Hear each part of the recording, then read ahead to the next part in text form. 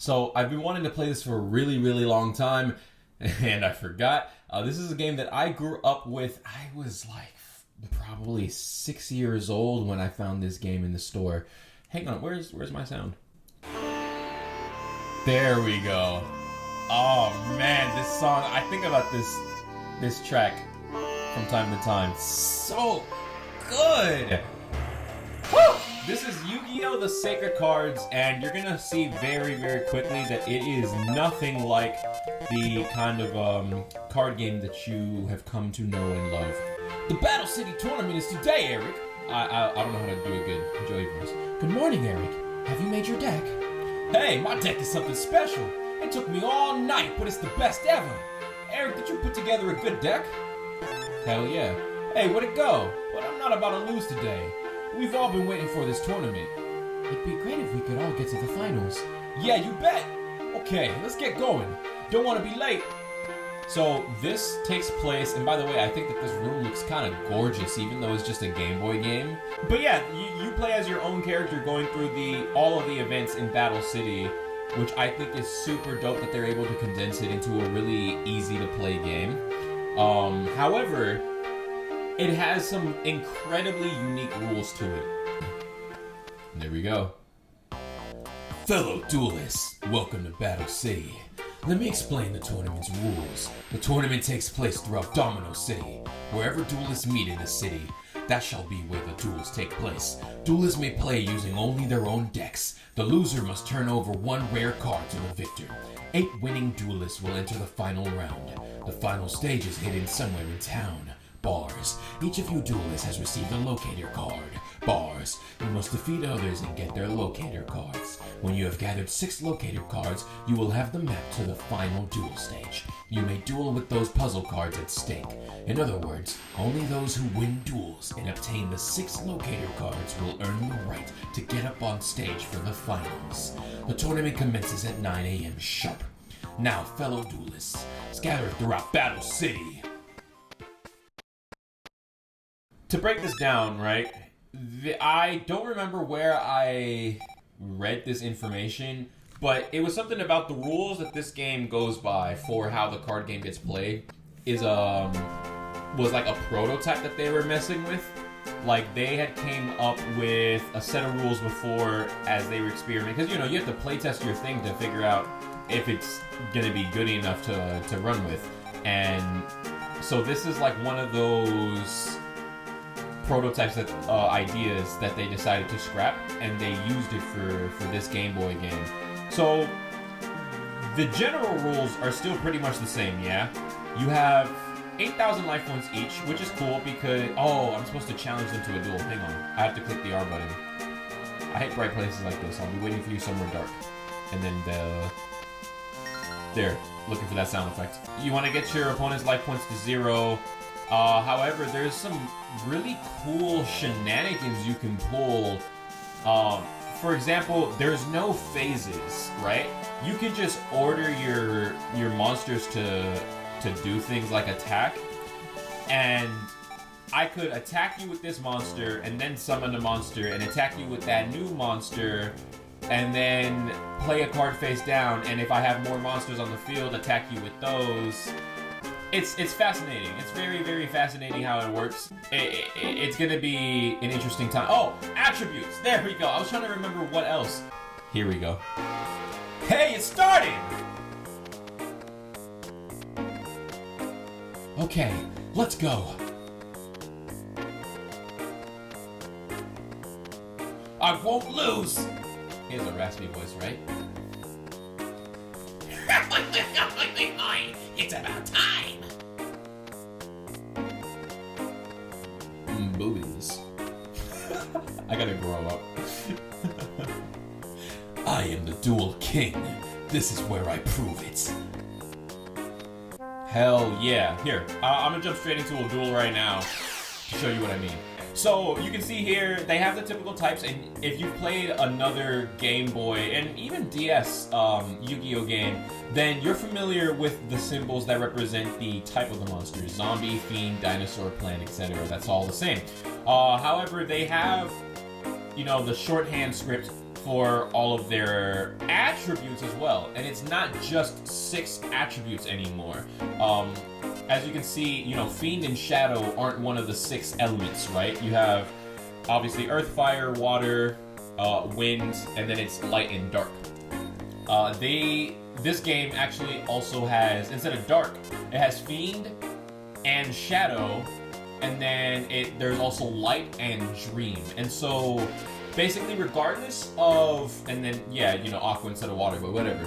Instead of just straight up, you know, I have more attack points, so I win the battle.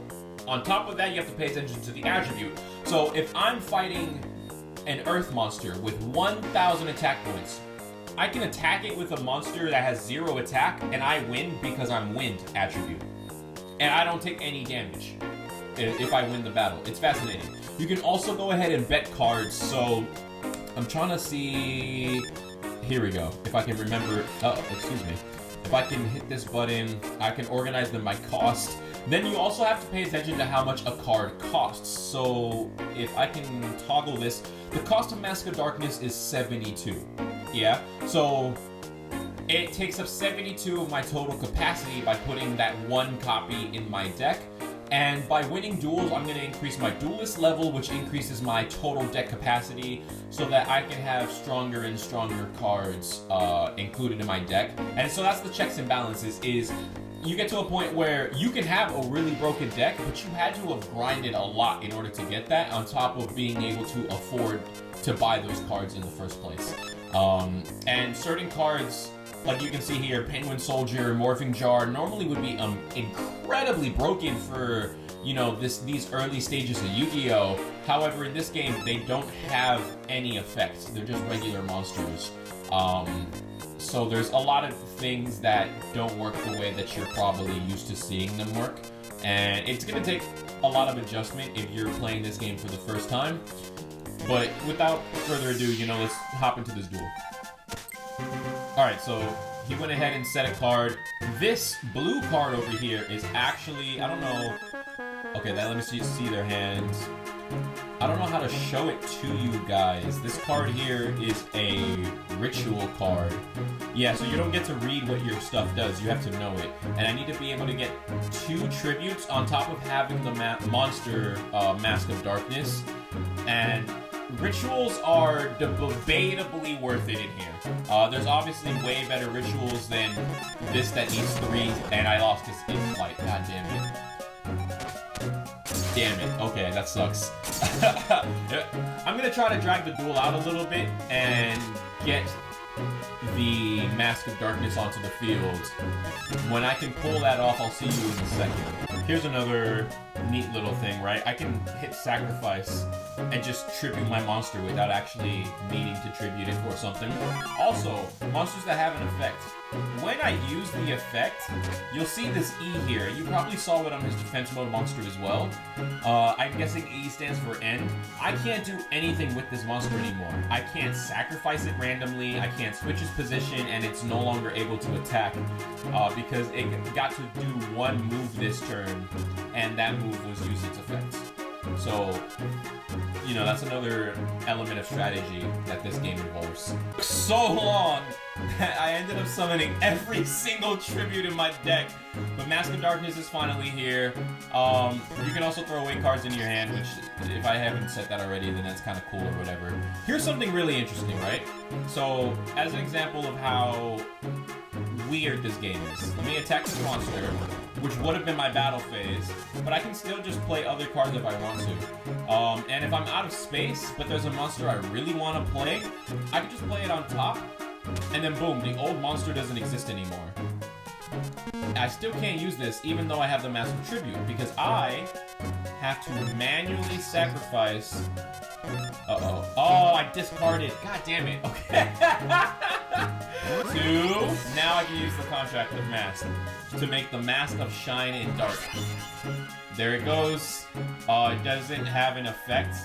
It's 2,000 points, so it's kind of stupid that you need 2 sacrifices and a specific monster, but as you can see, it's a divine attribute. Every ritual in the game is going to be divine, And that's not an attribute exclusive to the god cards. It just means that they have no elemental weakness, so you have to find another way to kill it. And yeah, it's still kind of a lame mechanic, but just something cool. There's also this cool thing back here at Kaiba Court, where you get to duel against the machine that he tested Obelisk the Tormentor against. And if you can win against this thing consistently, right? Especially if you start to be able to add some trap cards into your deck to take care of any threats it has, you can farm the hell out of this machine. I'll go ahead and bet the twin long rods.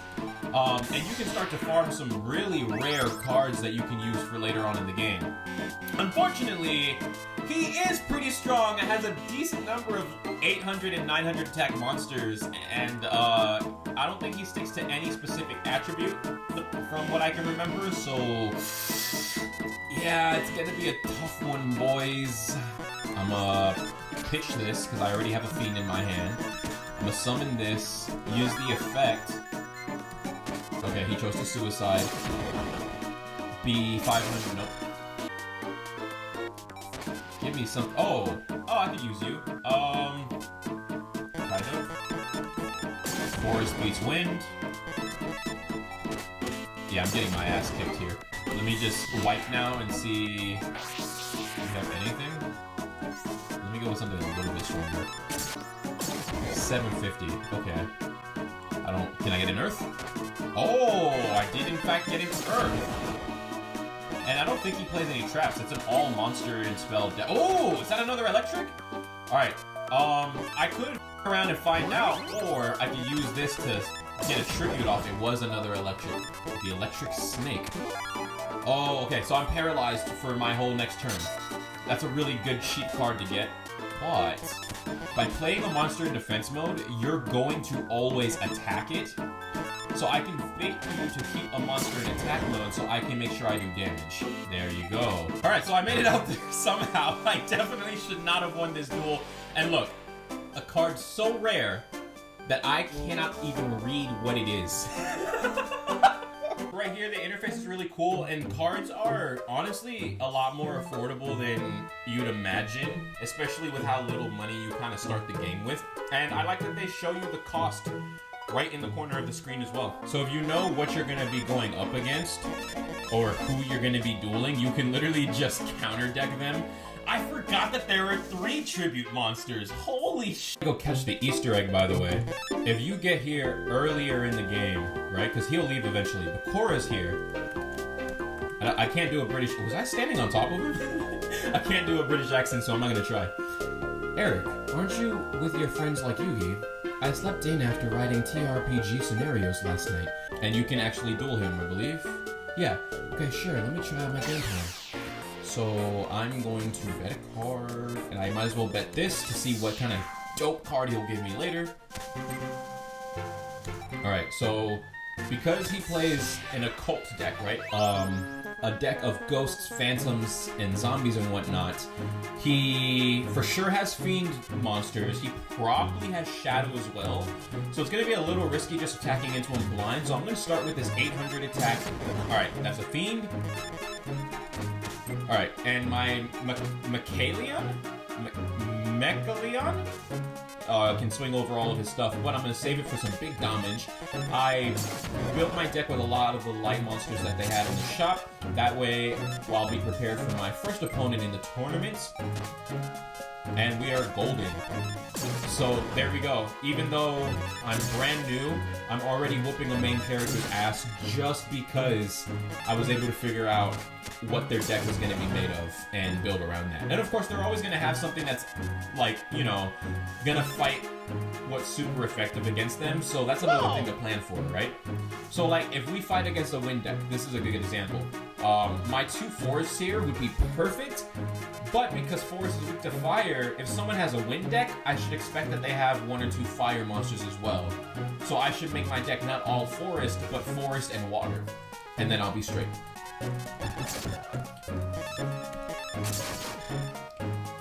Biblically accurate angel.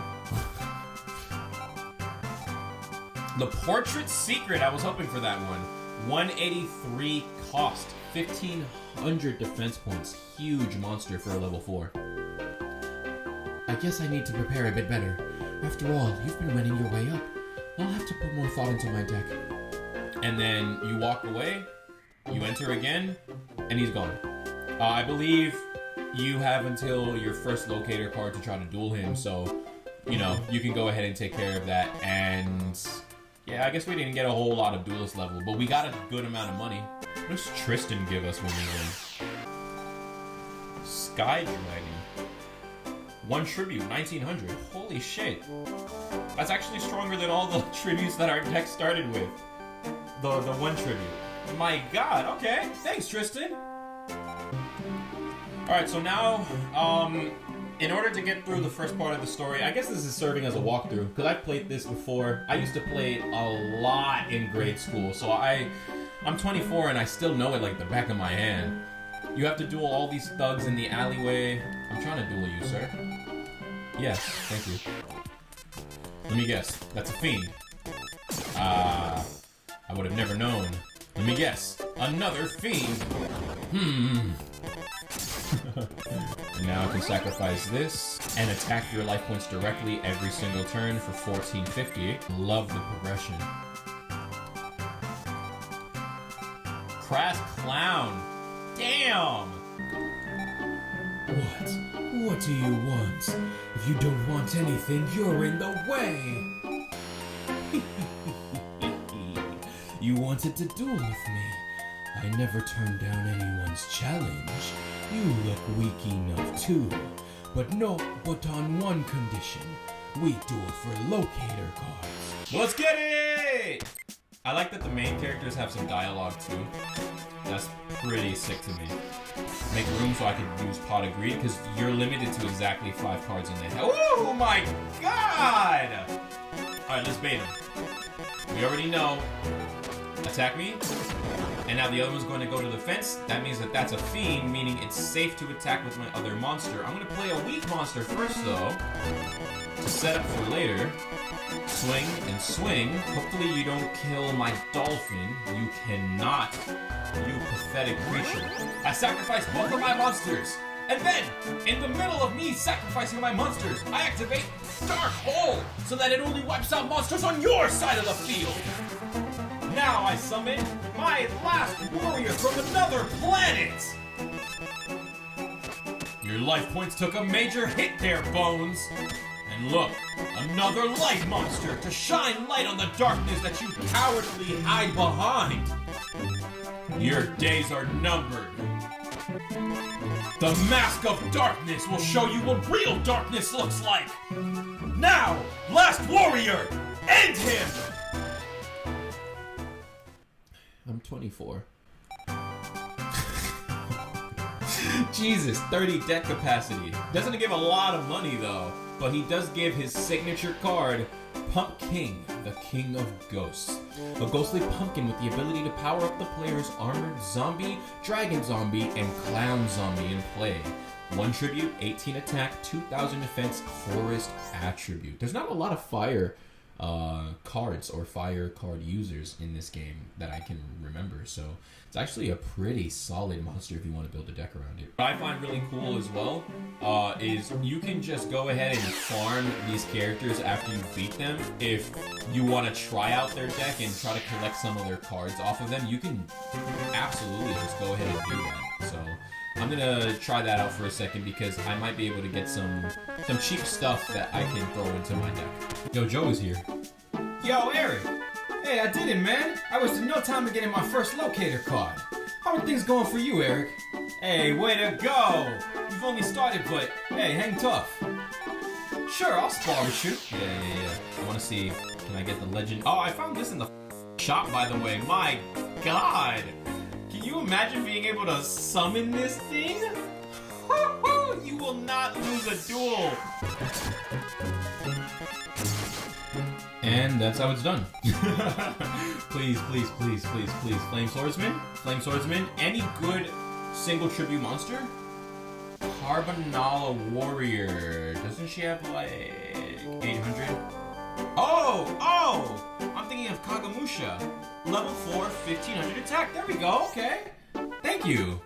Darn, I lost. Well, it's a good thing that it's only you. I'd better get rolling. Eric, in the finals, I won't be this easy. See you later. I love that you really have to explore to find hidden duels like this that you might miss forever. That's really cool to me. Turn your appearance to a disappearance. I fuck with nothing but gangsters, nothing but hustler niggas. Sound off, sound off.